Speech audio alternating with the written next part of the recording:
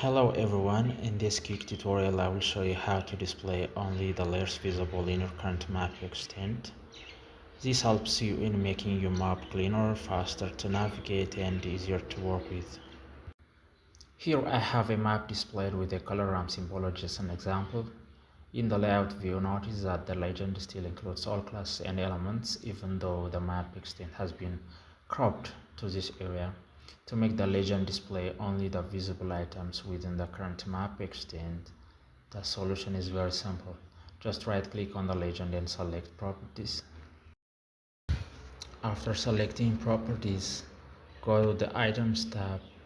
Under the Map Extent options, check the box labeled Only Show Classes that are visible in the current map extent. Then click Apply followed by OK to save the change and exit the window. When you change the size of the map, the number of elements in the legend update accordingly. This makes the legend dynamic, so you don't need to manually update it each time you resize the map.